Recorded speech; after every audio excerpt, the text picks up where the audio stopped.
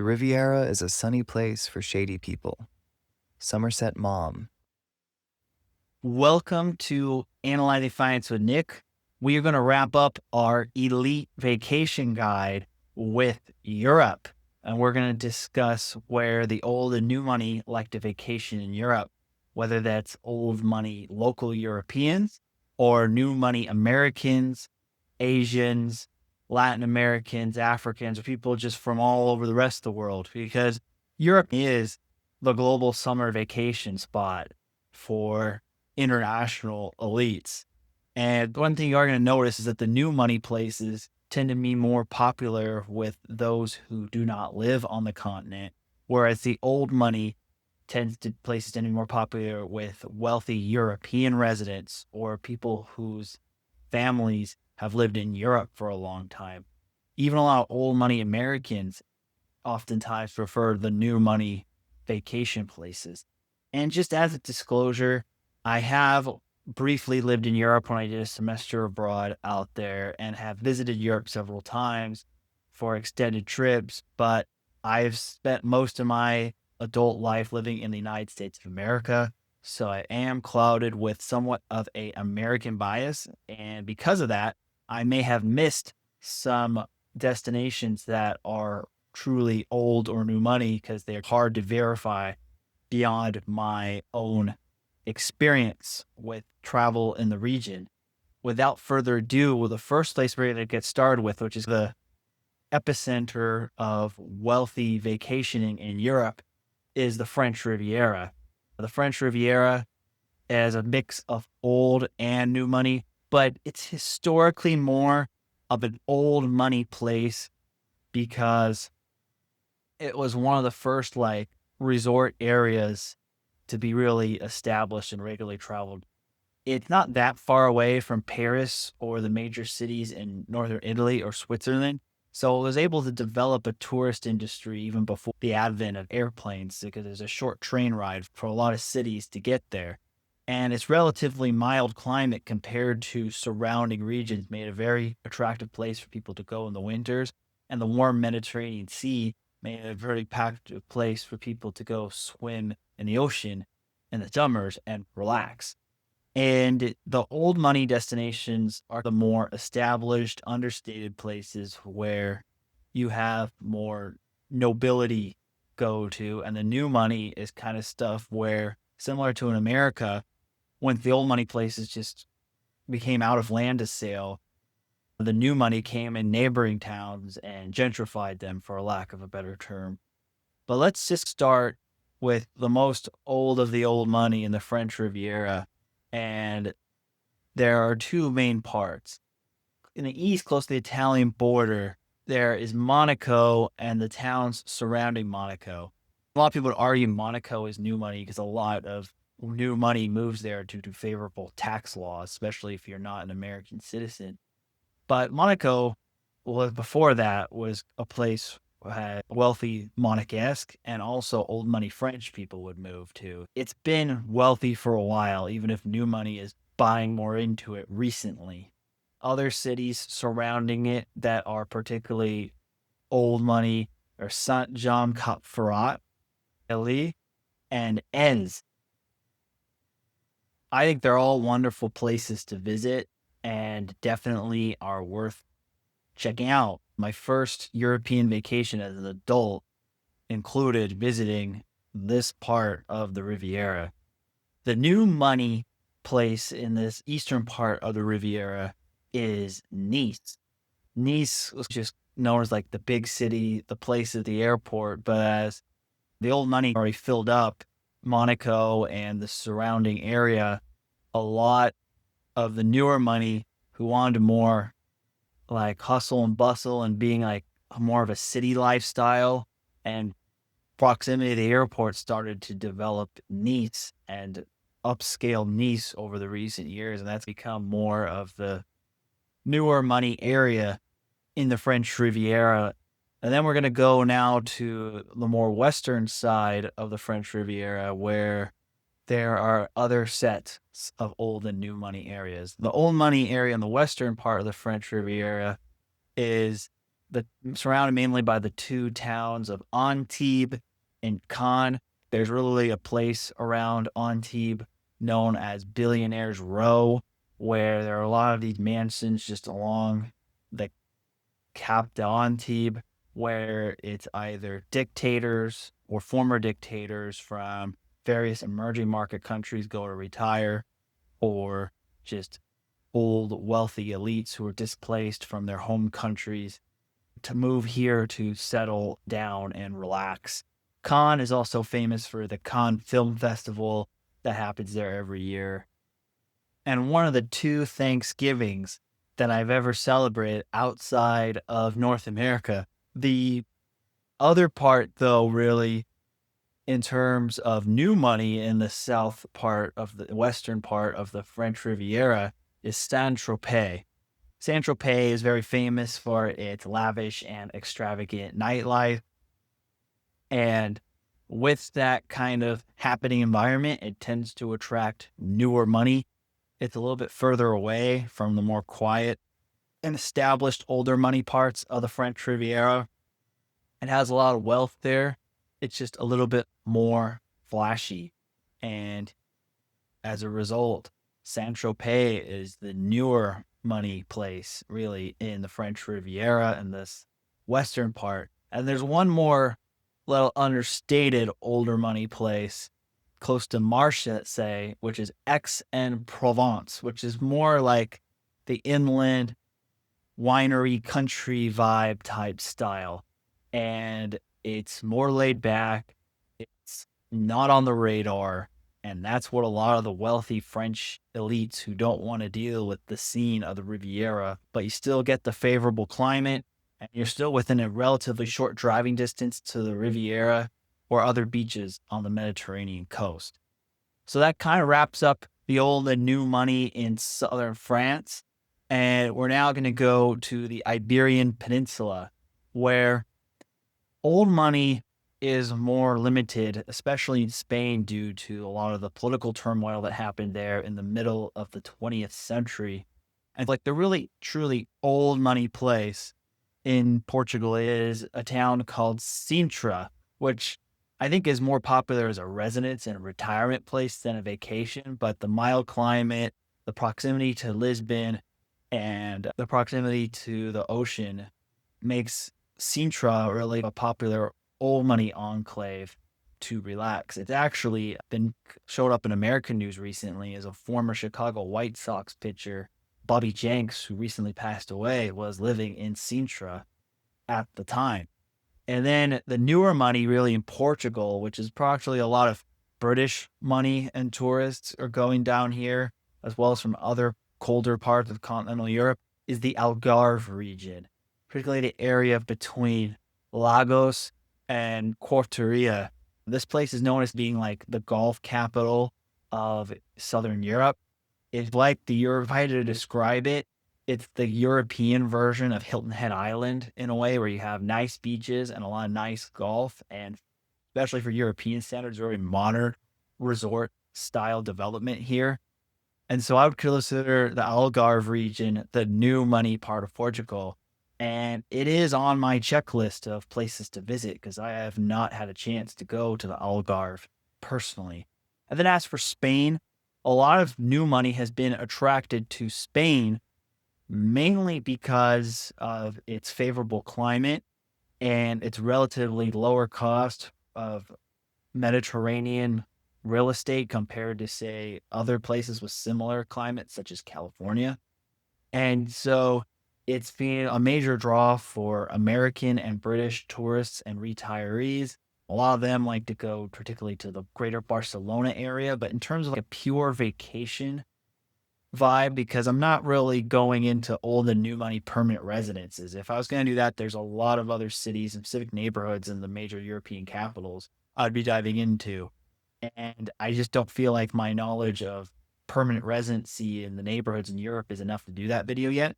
But my European commenters and viewers who'd like to help me do research on that, please leave in the comments, like, what are some places that I should consider for old and new money permanent residents across the continent of Europe that I should dive into? So we're going to next go, though, back to Spain. We have Marbella. Marbella is the new money resort town in Spain. A lot of like higher end timeshare like deals are there. A lot of Americans, particularly in English, are buying second houses there. It's got warm weather. It's got the resort vibes. It's fairly walkable. It's close enough to Malaga, which has a decent sized airport to get people there. So it's become like the new money hub for mainland Spain. And the other place really that you have a lot of new money tourism in Spain are the Balearic Islands. Ibiza, a lot of people would consider that to be new money, but I just think that the demographic that goes to Ibiza is too diverse on the socioeconomic scale, and it's more of a party place than a purely just new money place. It's like saying the whole city of Miami is basically new money or Las Vegas is new money.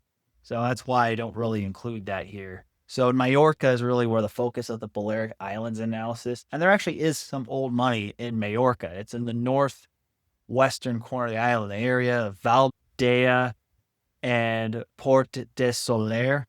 It reminded me when I visited this part of Mallorca of an old-fashioned version of Newport Coast. For those who've been to Orange County, California, Newport Coast has like this Italian Spanish style architecture, but like with a late 20th century, early 21st century modern kind of hybrid vibes to it. And I would say Dea is what Newport Coast was trying to emulate, except it's more authentic here in Mallorca than it is in Orange County, California. So if you want to imagine it, that's what it is. It's rugged coastline. It's very nice weather. It's very exclusive, very expensive properties, and difficult to get to. It's even from Palma, it's a decent drive. You have to go through some tiny mountainous rural roads.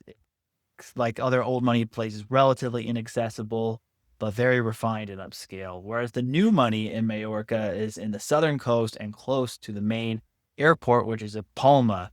It spreads in the southwestern coast from the area of St. Elm to the west, Port de Antrac, Camp del Mar is a little bit more upper middle class, but it's in the surrounding area. Portal News, this general southwestern coast area of Mallorca is the new money area of the island. And now that we're done with the Iberian Peninsula, we're going to move up to Switzerland and Germany. And speaking of Switzerland and Germany, the Analyzing Finance Nick tour is actually coming to Europe this summer. And we have 4 stops, one in Amsterdam at the end of August. We had Zurich and Geneva on September 2nd and 3rd, respectively. And last but not least, Rome, Italy on September 5th. So if you're going on a European vacation, or you are planning a European vacation, or happen to just live in Europe and want to see me, supplement your trip with an Analyzing Finance with Nick meetup. The next thing we're going to talk about, though, is Switzerland and Germany. In Germany, there's really only one really old money place. And a lot of the old wealth is concentrated in the south because this place was relatively unharmed by World War II compared to other parts of Europe, and also had a less tension in terms of involving the unification of Germany. And there's really a town in the south, this lake called Tegernsee. I'm not Tegernsee. I'm not really the best at pronouncing it, but this lake and the town around it is where the old money in Munich like to vacation when they want to be close by. And then now we're going to focus on Switzerland. Switzerland has a lot of wealth because of its favorable banking, secrecy laws, or at least it used to be, and favorable tax regime relative to the rest of Europe, and the fact that it was relatively unharmed in World War I and World War II during its neutrality, and the fact that it really hasn't got involved in any major European conflict since the Napoleonic Wars has allowed Switzerland to maintain and compound its wealth more successfully than neighboring countries. So we're just going to go through the old and new money vacation destinations in Switzerland. And we'll start with the old money destinations, and there are 3. The first one is Gstaad. Gstaad is a popular winter ski resort area. It's one of the first ultra wealthy ski resort areas to be developed in the world, and it is very limited and very exclusive. The new money in the region for mountain trips and experience goes for a little further south to Zermatt, which is near the famous Matterhorn mountain. And that's more the new money ski area in Western Switzerland compared to Gstaad for the older money. Montreux is also a newer money area in Western Switzerland in the French part. It's famous for the Montreux Jazz Festival and for its relatively mild climate compared to the rest of German and French-speaking Switzerland. And it is relatively pricey compared to the other parts of the Greater Lake of Swiss generally like to go on vacation to the mountains when they are traveling domestically. So that's why I'm focusing a lot of these on mountain and ski resort type places. And one of the better mountain areas for vacations in Switzerland is the eastern canton of Graubünden. And there is a triangle that is popular for the wealthy of Switzerland to have their summer or winter vacations up in the mountains. The main old money hub in the area is Saint-Moritz, which is one of these old, ritzy, and very exclusive ski resort towns. It's more popular in the winter because there's less to do there in summertime. But nonetheless, it's one of the more exclusive resort towns really in Switzerland as a whole, especially in this region. And then the newer money is this triangle basically between Saint-Moritz, the Lenzerheide, greater area, and Davos, which is famous, obviously, for the World Economic Forum. And this triangle here is where you have a lot of new money Swiss chalets and where people who couldn't really get into St. Moritz, but still this more eastern Switzerland, rugged mountain type area for vacation, built their vacation homes and chalets. A lot of old, newer money from Zurich built their properties here or bought their properties here, particularly, as well as elites from other parts of Europe. But it still is more local than I would say Zermatt and some of the other newer money places in Switzerland. And then last but not least, we got to talk about the Italian part of Switzerland, known as Ticino. And in Ticino, the old money place is Lugano, particularly. And Lugano is a very unique place. It's probably my favorite city in Switzerland. And if I were to live in Europe, this is probably the city I would move to personally. It has a much warmer climate than the rest of Switzerland. Its average temperature in the winter is above freezing by at least 10 degrees Fahrenheit. And so it's unlikely to snow here. And the summers are mild and nice. They have a nice lake, Lugano, that's great for swimming or just relaxing. It's got like Italian food and Italian culture, but with Swiss timeliness and efficiency. So it's the best of both worlds. So that's the description I'm going to give you guys for Lugano. And surrounding Lugano is the lake next door to Lake Lugano, and that is Lake Como, which, even though it's in Italy, it's another old money European destination that just happens to be right next to Switzerland. Lake Como is famous for a lot of celebrities who have second homes here. It's a favorite vacation destination for George Clooney. A lot of old money from Italy, particularly Milan, and from Switzerland and other parts of Europe like to vacation in Como, and a lot of wealthy Americans particularly like to vacation in Como. It's also famous because all the scenes, the prequel trilogy in Star Wars that were on the planet Naboo were filmed around Lake Como in Italy. So for a fun fact. And so that's it, northern Italy. But now we're going to go into the rest of Italy because Italy is a popular old and new money vacation destination. Instead of sorting by old and new money, we're just going to work further south the boot. And so there are two new money places in the northern central part of Italy.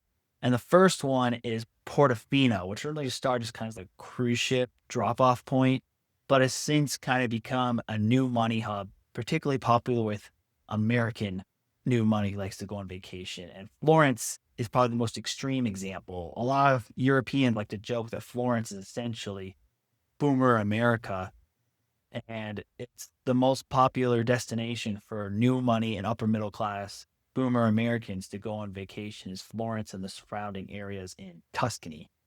I just know that just through my personal network and where they like to travel in Florence, especially among the boomer crowd, is extremely popular. And as a result, it's gotten more expensive to go there over the years because of a lot of retiring boomers buying second homes there or liking to spend extra time. So it's the Florence and the surrounding Tuscan hills and Portofino are the newer money areas of northern Italy. As we go down in southern Italy, there's also some more new money places. And they're basically the stretch of the Amalfi Coast is the other popular new money vacation destination. Also very popular among Americans. And it stretches from the Isle of Capri to the west and goes east across the Amalfi Coast to Satara and Positano. And this whole region has just become a popular honeymoon destination. But as it's gone more up in price, it's become more of a newer money destination. And then the last new money place I want to talk about in the Adriatic region is actually outside of Italy, and that is Dubrovnik in Croatia. Dubrovnik has become a very trendy place to travel in the last decade or two, and there's just a broader event that attracts a lot of wealth, and there's really not a specific place it points to, so I'm just using Dubrovnik as a placeholder because a lot of it starts and ends here, and that is Croatian Yacht Week, where a lot of the hedge fund money, investment bankers, New York money, London money, a lot of wealthy people from other parts of the world will rent a yacht and go spend a week or two, or even a whole summer if they've got the time, just hanging out their boats up and down the islands that dot the Adriatic coast of Croatia. And Dubrovnik is like the tourist hub that within like the whole yacht week broader infrastructure, for a lack of a better term. And then last but not least, in our survey of old and new money vacation places in Europe, I'm going to go to the United Kingdom because the United Kingdom, due to, again, relatively peaceful politics, lack of major revolutions, and relatively less damage or world wars, has been able to sustain extended wealth, and particularly older money.